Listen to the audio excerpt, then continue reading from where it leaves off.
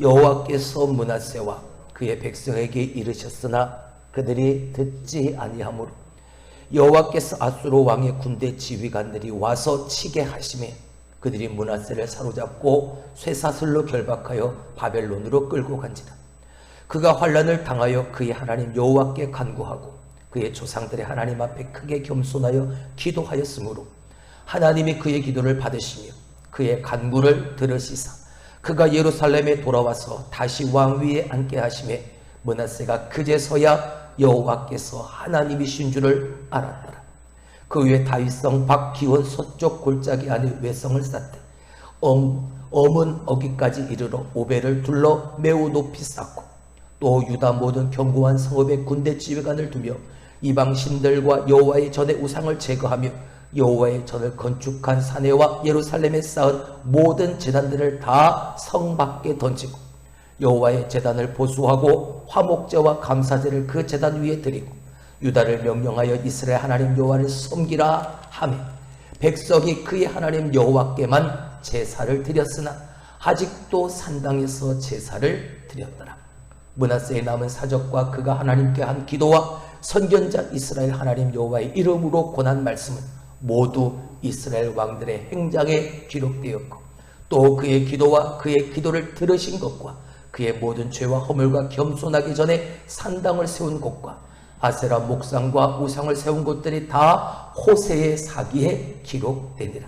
므낫세가 그의 열조와 함께 누움에 그의 궁에 장사되고 그의 아들 아몬이 대신하여 왕이 되니라. 아멘.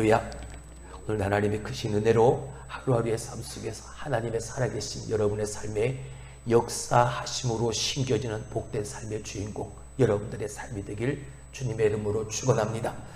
이제 믿음으로 반응하라 15번째 시간, 이제 다음 주가 되어지면 이 마무리를 짓게 되어집니다. 한번 따라 하시죠. 믿음으로 반응하라. 한 번 더. 믿음으로 반응하라. 오늘은 므낫세 왕에 대해서 우리가 살펴볼 것입니다. 누가 왕이냐? 네 삶에 있어서 누가 왕이냐? 너는 누구를 왕으로 모시고 사느냐? 오늘 이 므낫세가 우리에게 보이는 이 모습을 통해서 다시 한번 우리의 삶에 진정한 왕은 누구인가? 나는 누구를 왕으로 모시고 사는가? 나는 정말 그 왕 되신 하나님 앞에 믿음으로 반응하며 살아가고 있는가? 다시 한번 깨닫게 되어지는 오늘의 시간이 되길 주님의 이름으로 축원합니다. 할렐루야. 한 번 더 따라 하시죠. 하나님 앞에서 실패자는 없다. 할렐루야. 믿으십니까? 하나님 앞에 실패자는 없습니다. 하나님이 택하신 하나님의 백성들, 하나님의 사람들을 하나님은 반드시 당신의 방법대로 성공하게 이끄십니다. 할렐루야. 하나님의 성공은 우리의 성공과 다릅니다. 우리가 생각하는 성공은 뭔가 잘 되고 잘 먹고 잘 사는 것, 그게 세상에서의 우리가 생각하는 성공이지만 하나님의 성공은 다릅니다. 하나님의 성공은 당신의 백성들이 하나님 앞에서 하나님께만 영광을 돌리는 삶, 하나님 앞에 참으로 기뻐하며 돌아와 하나님을 예배하는 자, 그 자의 삶이 바로 성공한 자의 삶인 겁니다. 할렐루야. 조금 더 쉽게 설명하면 믿음으로 반응하는 자, 내 삶의 순간순간마다 어떤 일을 겪던 그 삶의 순간순간마다 내 안에 있는 이 믿음으로 하나님 앞에 반응하는 사람, 그 사람이 하나님의 성공을 이루는 자의 삶인 거죠. 여러분들이 될 수 있길 주님의 이름으로 축원합니다. 한 10년 전인가요? 여러분 혹시 아시는지 모르겠습니다. 어린아이들뿐만이 아니라 청년들, 아니 기성세대들까지도 유혹에 넘어갔던 한 게임기가 있습니다. 닌텐도라고 일컬어지는 게임기.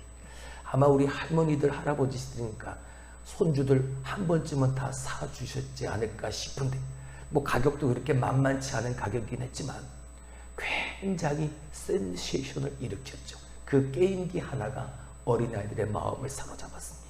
어린아이들뿐만이 아니라 청년들, 기성세대들, 남자라면 한 번쯤은 그 게임을 다 해봤을 거예요. 2014년 정도인가요? 뭐 정확하게 잘 기억은 나지 않지만 아직도 제 머릿속에 똑똑히 기억되는 사설의 제목이 하나 있습니다.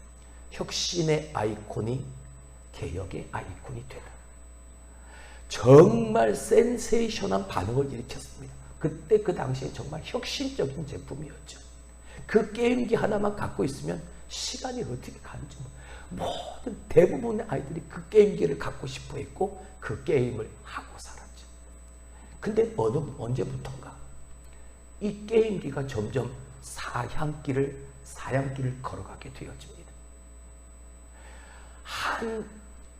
한 해에 약 2억 대 정도를 팔 만큼 엄청난 반응을 일으켰던 제품인데 점점 사양길을 접어들면서 지금은 그 이름조차 가물가물하게 되어져 버렸죠.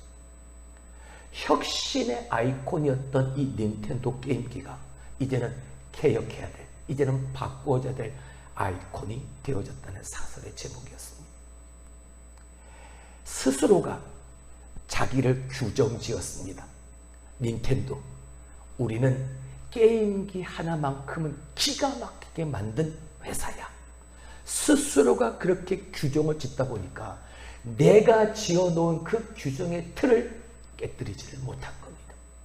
자꾸만 세상은 디지털화 되어져 가고 있는데 아날로그적인 그 방식만 고집하다가 그만 사양길로 접어들고 만 거죠.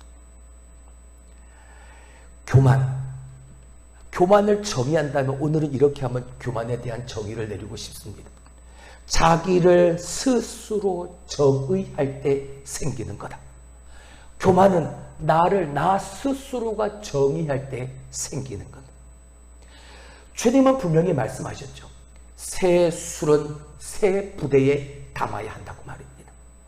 새 포도주를 낡아 빠진 부대에 담으려고 하면 담을 수가 없습니다. 새 포도주가 담기는 순간 낡은 부대는 터져버리고 마니까. 새 포도주를 담을 새 부대를 늘 준비해야 되는. 근데 닌텐도는 그러지를 않았다. 그 닌텐도가 다시 그 영광을 찾으려면 스스로가 그 규정한 낡은 틀을 부숴버리지 않는 한 다시 그 영광은 찾을 수가 없는 겁니다.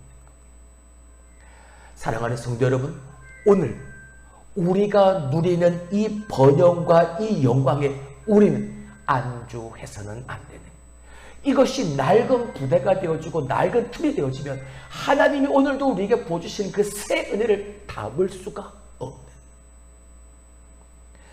지금까지 우리가 왕들을 살펴보았습니다. 14왕들을 살펴보았죠.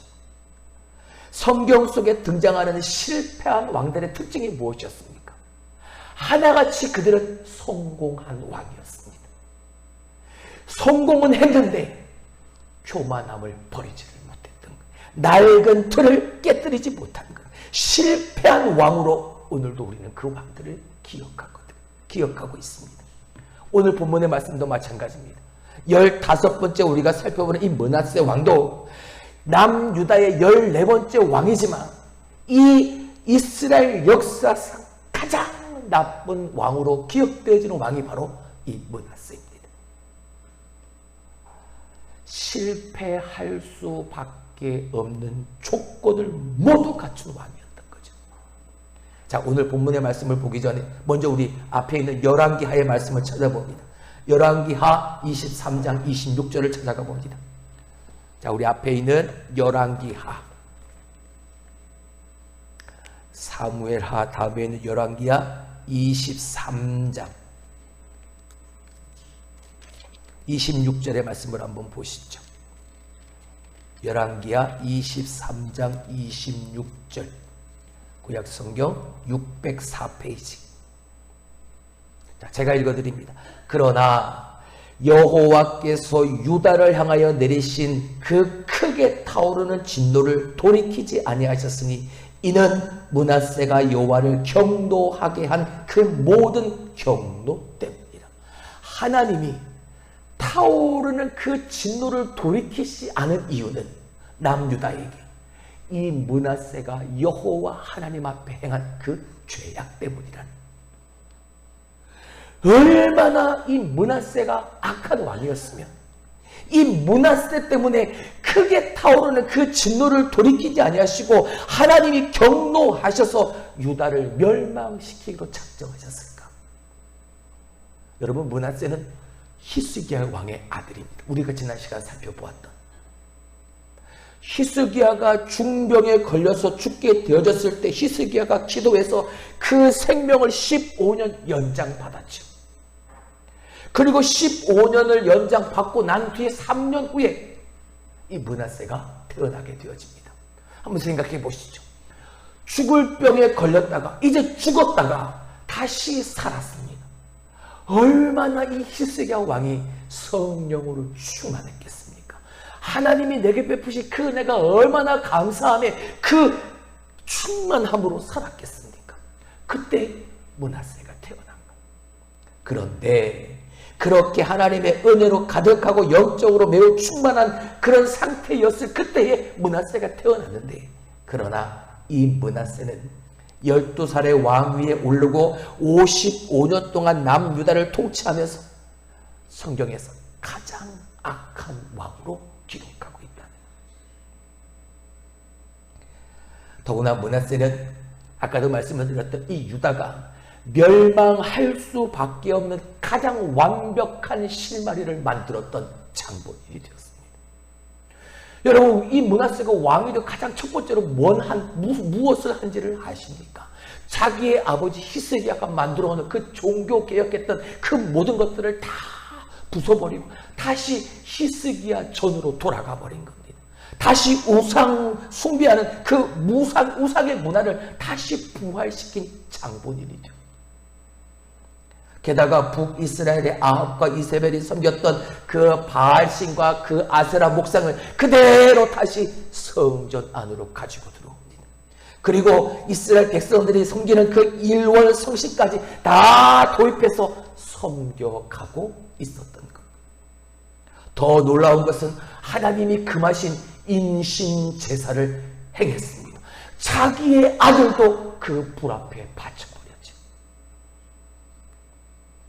또한 점술과 사술, 무당과 박술을 의지하는 무속신앙이 유다의 뿌리 내리도록 자신이 가장 앞장서서 행했던 그 이야기가 바로 오늘 우리가 읽었던 33장 1절 이하로부터 9절까지 말씀에 기록되어져 있습니다. 정치적인 면에서도 그랬습니다. 얼마나 강팍했는지 모릅니다. 성경은 므낫세가 유다에게 범죄하게 하여 여호와 보시기에 악을 행한 것 외에도, 이러한 종교적인 죄 외에도 또 무죄한 자의 피를 심히 많이 흘려 예루살렘 이 끝에서 저 끝까지 가득하게 하였더라. 그가 정치적인 면에 있어서도 무죄한 자의 피를 얼마나 많이 흘렸냐? 예루살렘 이쪽 끝에서 저쪽 끝까지 가득하게 흘릴 정도로 그렇게 강팍한 왕이었다. 죄의 뿌리가 얼마나 깊었던지 이제 그의 손자가 요시야가 이 할아버지의 이 모든 것들을 다 정리하고자 열심을 다했건만 종교 개혁을 다시 일으켜서 하나님을 향한 경건한 신앙으로 바꿔보려고 모든 수고를 다 했건만 결국 악의 뿌리를 완전하게 제거하지 못하고 결국 유다는 멸망길로 빠져들게 되어지고 맙니다. 열왕기하 21장 11절의 말씀을 제가 읽어드립니다. 유다 왕 므낫세가 이 가증한 일과 악을 행함이 그 전에 있던 아모리 사람들의 행위보다 더욱 심하였고, 아모리 사람들이 행하던, 이방 민족들이 행하던 그 악한 행위보다 오늘 이 므낫세가 행한 것이 더 악했다. 또 그들의 우상으로 유다를 범죄하게 하였도다. 이러한 므낫세에서 하나님이 크게 타오르는 진노를 돌이키지 아니하시고 유다에게 멸망을 선포하려고 하셨던 거죠. 그렇습니다. 므낫세는 하나님이 보실 때 정말 구제불능의 왕이었던 거죠. 그가 제일 잘못한 것 바로 우상 숭배였다. 여러분 말씀을 드렸던 우상 숭배는 단순히 우상을 만들어 놓고 그 앞에서 절하는 것, 그것이 우상 숭배 아니라고 말씀드렸죠. 그것만 우상 숭배 아니라고 말씀드렸죠. 우상 숭배는요, 하나님의 뜻을 따르지 않는 모든 행위가 다 우상 숭배인 것. 하나님을 사랑하지 않는, 하나님보다 더 사랑하는 것, 그 모든 것들이 다 우상 숭배. 왜 그렇습니까? 여러분, 우상 숭배의 목적이 무엇인지 한번 보시죠. 왜 우상 숭배합니까? 우상 숭배의 목적은 하나입니다. 자기의 형통함, 이것밖에 없습니다. 다시 말하면 여러분, 무당이 구슬하는데 그 구슬할 때 자기가 섬기는 그 신을 위해서 헌신하겠다고 하며 구슬하는 걸 보신 적이 있습니까? 그 이유 때문에 굿하는 게 아니죠. 무당들이 구슬하는 이유는 자기의 신이 자기가 원하는 것을 이루어주기를 바라면서 물질을 내고 그리고 굿하는 겁니다. 자기가 원하는 것을 자기가 믿는 신이 이루어지도록 그렇게 구슬, 그게 우상숭배인 거예요. 하나님을 믿는 것과 우상을 숭배하는 가장 근본적인 차이가 바로 여기에 있는 거예요. 우리는 하나님이 창조하신 그 목적대로 하나님의 영광을 드러내는 일을 위해서 우리는 끊임없이 하나님의 뜻을 묻고 하나님의 그 뜻대로 살기 위해서 오늘도 애씁니다. 할렐루야. 그러나 만일 내가 무언가를 성취하기 위해서, 내가 무언가를 얻기 위해서 그렇게 하나님을 믿는다면 그건 우상숭배와 같은 겁니다. 주일에 교회에 나와서 앉아있다고 다 하나님을 믿는 걸까? 내가 원하고 내가 바라는 것이 있어서 마치 저 무당이 굿하는 것처럼 내가 바라는 것이 내가 섬기는 그 신에 의해서 이루어지기를 원하는 그 마음으로 앉아 하나님 앞에서 예배하고 있다면 그 예배는 우상 앞에 드리는 우상 숭배와 똑같을 수밖에 없는 것. 예수 믿으면 복 받습니다. 예수 믿으면 자녀가 잘 됩니다. 예수 믿으면 돈도 잘 벌 겁니다. 예수 믿으면 꿈을 이루게 될 겁니다. 틀린 말은 아닙니다. 맞습니다. 예수 믿으면 당연히 그렇게 되어집니다. 그러나 하나님을 믿는 목적, 예수님을 믿는 목적이 이런 거라면 왜 하나님을 믿어야 되는가?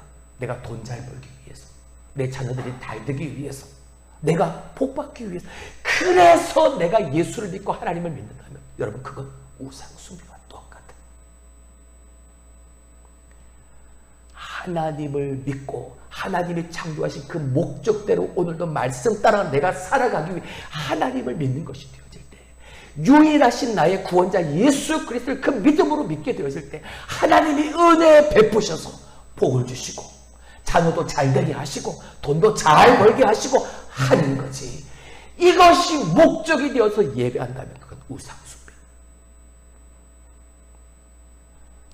여러분, 많은 사람들이 성경에서 본받고 싶은 사람들이 누굽니까? 라고 묻는다면 누구라고 대답할까요? 여러분은 누구라고 대답하시겠습니까? 저는 다윗입니다. 저는 아브라함입니다. 저는 이삭, 저는 야곱을 닮고 싶습니다. 라고 말할 겁니다. 근데 여러분, 누구를 닮고 싶습니다. 라고 물어봤을 때 저는 이사야나 예레미야나 베드로나 제자들처럼 닮고 싶습니다. 라고 말하는 사람 보셨습니까? 그렇게 많지 않습니다. 이유가 뭔지 아십니까? 모두가 다 하나님의 뜻대로 살려다가 비참하게 그 죽음을 맞이한 사람들이기 때문이죠. 그들의 마지막이 복음을 전하다가 예수를 전하다가 열심을 다해 살다가 결국 그들의 마지막은 비참한 죽음을 맞이했으니까. 그들의 인생은 어떤 안락함이나 풍요로움과는 거리가 멀고 오히려 더 고달프고 더 고난한 그런 삶이었으니까. 하나님의 뜻을 따라 끝까지 믿음을 지키고 살았던 그들의 삶이 내게 복으로 느껴지지 않는 겁니다. 그런 관점에서 오늘 나를 한번 생각해 보는 거죠. 나는 정말, 우리는 어쩌면 하나님의 뜻이 아닌 내 뜻을 끊임없이 구하며 살고 있는 삶은 아닌가? 하나님이 바라시는 것이 아니라 오늘도 내가 원하고 내가 바라는 것이 이루어지기 위해 하나님을 마치 우상 숭배하듯 그렇게 섬기고 사는 겁니다. 여러분, 여러분의 삶의 왕은 누구십니까? 여러분은 누구의 뜻을 이루기 위해 살고 계십니까? 하나님의 뜻을 따른다는 건 뭡니까? 하나님의 말씀대로 살아간다는 거죠. 이사야나 예레미야가 그랬던 것처럼, 베드로와 제자들이 그랬던 것처럼 하나님의 말씀만 따라 살아가는 겁니다. 사회적인 성공을 거두고 자녀들이 잘 되고 형통한 것만이 내가 오늘 하나님 앞에 보이는 신앙생활의 목적이라면 여러분, 그건 본질을 잃어버린 겁니다. 신앙의 본질을 잃어버리고 있는, 하나님을 믿고 그 뜻을 따라가는 길에도 복된 길이 있고 고난의 길도 있습니다. 복된 길에도 하나님의 뜻이 있고 고난의 길에도 하나님의 뜻이 있습니다. 중요한 것은 복된 길이든 황폐한 고난의 길이든 끝까지 하나님의 뜻을 따라 가야 한다는 것이죠. 할렐루야. 그것이 우리가 우상에 빠지지 않고 하나님의 사람으로 사는 길, 그 유일한 길입니다. 여러분, 그런데도 우리가 이런 마음을 가지고 있는데도 불구하고 우리가 우상의 유혹에 넘어가는 이유가 뭘까요? 저는 두려움 때문이라고 생각합니다. 므낫세가 오늘 하나님을 제쳐놓고 우상을 숭배한 이유도 바로 그 두려움 때문이었습니다. 자, 이스라엘 지금 북쪽에는 아수르가 있고요, 동쪽에는 바벨론이 있고요, 남쪽에는 애굽이라는 강대국이 둘러 진치고 있는 상황인 겁니다. 므낫세는 생각했을 겁니다. 저들이 저렇게 강한 이유가 뭘까? 혹 저들이 섬기는 신 때문은 아닐까? 그래서 므낫세는 그들이 섬기는 신을 한번 믿고 싶었던 겁니다. 저 강대국들로부터의 두려움이 이 생각을 가지게 한 거예요. 여러분, 우리 역시 마찬가지입니다. 세상의 권력, 세상의 힘을 두려워하니까 오히려 그것을 내가 갖고 싶은 겁니다. 반대로 세상의 권력과 힘이 내게 위협이 되어지지 않는다면 그걸 구태여 갖고 싶은 마음은 생기지 않을 겁니다. 근데 그것이 위협이 되어지니까, 그게 두려우니까 나도 그 세상의 힘, 세상의 권력을 갖고 싶어 하는 거죠. 하나님이 아니라 세상의 권력과 세상의 물질을 쫓아가면 여러분, 반드시 거긴 우상 숭배할 수밖에 없는 겁니다. 하나님을 믿지 않는 불신앙은 언제나 우상을 따라갈 수밖에 없으니까요.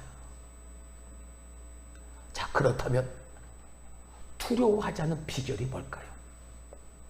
걸려 넘어지지 않는 비결이 뭘까요? 본질적인 믿음으로 돌아가는 겁니다. 신앙의 본질, 믿음의 본질로 돌아가서 하나님을 올바로 섬기는 겁니다. 할렐루야. 나와 내 가정, 내 교회, 이 나라를 향한 내 시선이 아니라 하나님의 시선으로 보는 겁니다. 뭐를요? 세상의 권력, 세상의 힘을요.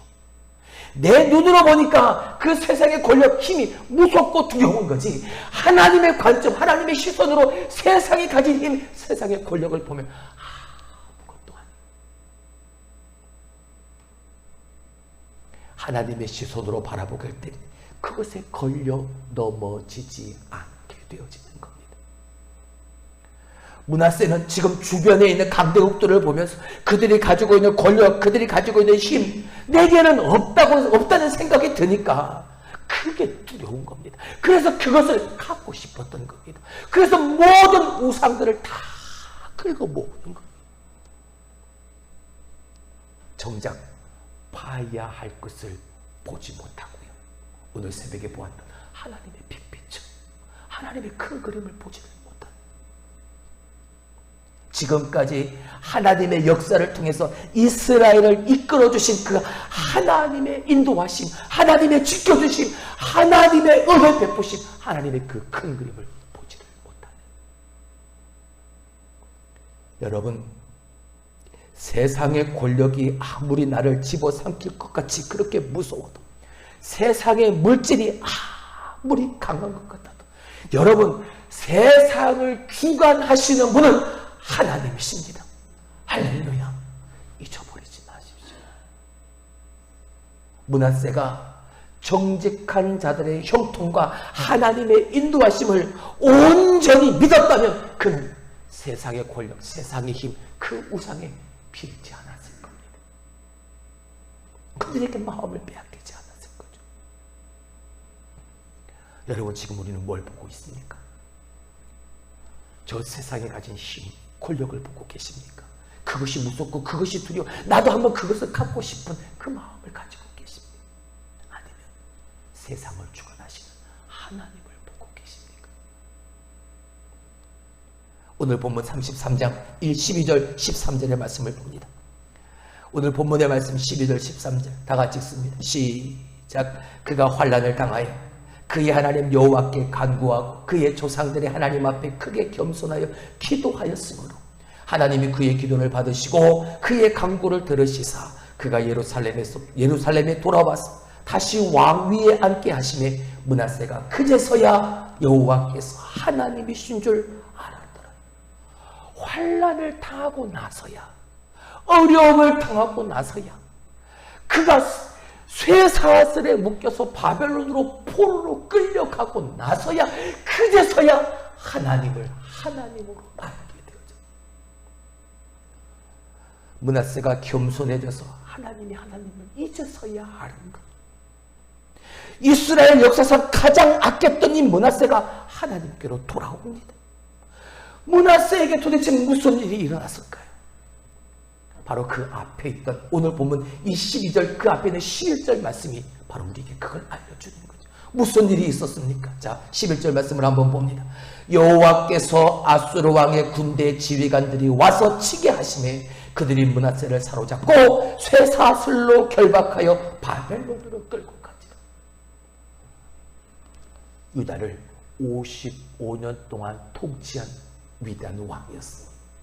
근데 어느 한순간 이 왕이 쇠사슬에 결박되어 포로로 바벨론으로 끌려가는 거죠. 이런 환난을 당하고 있어요. 근데 이 환난을 당한 이유가 있었죠. 뭡니까? 하나님이 그를 징계하셨기 때문에. 오늘 본문의 말씀을 자세히 보시면 이 11절에 여호와께서 아수르 왕의 군대 지휘관들이 와서 치게 하시며, 그러니까 아수르 왕의 군대 지휘관들을 부른 건 누구십니까? 하나님이신 거예요. 하나님이 그 아수르 군대 지휘관들을 불러서 이 므낫세를 치게 하신 거예요. 므낫세의 죄에 대한 대가를 지불받으신 거예요. 므낫세가 당한 환난은 하나님의 심판이 임했기 때문인 겁니다. 근데 또 그가 다시 환난을 당하며 하나님 앞으로 돌아온 것 또한 그가 환난을 당했기 때문입니다. 다시 말하면 하나님의 이 심판이 없었다면 므낫세는 끝내 하나님께로 돌아오지 못했다는 그 반증이 되어지는 거죠. 말씀드렸습니다. 하나님의 징계는 뭐다? 사랑이다. 므낫세가 당한 이 환난은 하나님께서 므낫세를 포기하셨기 때문이 아니라 그를 사랑해서 주신 것이다. 할렐루야. 말씀드렸죠. 하나님의 심판은 심판이 목적이 아닙니다. 뭐가 목적이라고? 돌이키는 것이 목적이라고 말씀을 드렸습니다. 그래서 하나님의 심판은 뭐요? 은혜인 겁니다. 여러분, 환난이 뭡니까? 환난은 하나님의 개입하심입니다. 만일 환난을 내가 해결할 수 있다면 그건 환난이 아닙니다. 내 능력 밖의 것이니까 그게 내게 환난이 되어지는 거죠. 그런 까닭에 하나님이 개입하시지 않으면 해결할 방법이 없는 겁니다. 그래서 환난은 아직도 하나님이 나를 사랑하신다는 증거가 되어지는 거예요. 할렐루야. 하나님이 개입하시는 거니까, 하나님이 일하시는 거니까. 이스라엘 백성들이 광야를 지나며 물이 없어서 어려움을 당합니다. 애굽에서 출발한 지 이제 3일밖에 되지 않았는데 준비한 모든 물이 다 떨어져 버린 것. 목이 말라 제대로 된 정신이 없는 겁니다. 너무나 목이 말라서 이 성을 잃어버릴 정도였으니까. 그때 하나님이 마라의 쓴물을 단물로 바꿔주십니다. 하나님의 역사를 경험하게 하시죠. 어려움을 당할 그때요. 환난을 당할 그때. 여러분, 우리는 이렇게 환난 어려움을 당할 때 하나님의 개입하심, 다시 말하면 하나님의 은혜를 경험하는 것. 살아계셔서 오늘도 역사하시는 그 하나님을 만나는 삶을 사는 속도들이라는. 바벨론의 포로로 끌려가고 나서야 므낫세는 압니다. 여호와가 하나님이시다. 여러분, 혹시 하나님이 나를 향해 매를 드셨다면 하나님은 오늘도 나를 포기하지 않으셨다는 겁니다. 하나님이 오늘 나에게 화를 내셨다면 여전히 하나님은 나를 당신의 사랑하시는 자녀로 여기고 계시다는 증거로 믿으시길 주님의 이름으로 축원합니다. 므낫세는 겸손한 마음으로 그 하나님, 자기를 포기하지 않으신 그 하나님 앞에 기도하며 간구합니다. 그랬더니 놀라운 일이 벌어지죠. 하나님이 고난의 끝에서 이 므낫세의 삶을 완전히 바꿔놓으십니다. 다시 예루살렘에 돌아오게 하셔서 왕의 자리에 앉게 하십니다. 사랑하는 성도 여러분, 그제야 이 므낫세는 하나님이 하나님됨을 알았다고 합니다. 하나님이 만지시면 누구나 변할 수 있습니다. 므낫세는 이스라엘 왕들 중에 가장 악한 왕이었지만 하나님의 관점에서 보면 그 역시 포기할 수 없는 하나님의 아들이었습니다. 실패할 수 없는 당신의 아들이었던 거죠. 하나님은 누구라도 바꿀 수 있는, 실패한 것 같은 이 므낫세도 하나님은 그의 인생의 끝에서 완전히 바꿔두셨습니다. 야곱이 그랬던 것처럼, 베드로도 바울도 그랬던 것처럼 하나님이 만지셔서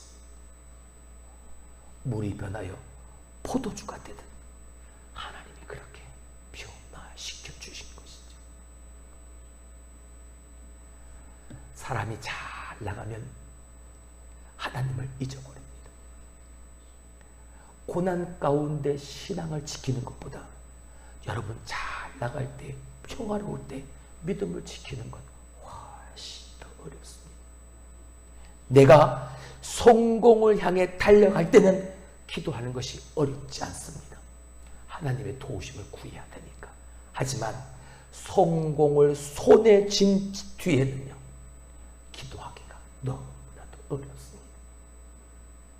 므낫세가 힘이 있을 때 하나님을 떠나 모든 악을 저질렀지만 그가 힘이 없게 되자 그는 하나님께로 돌아올 수밖에 없었습니다. 오늘 이 므낫세를 보면서 깨닫는 것이 있습니다.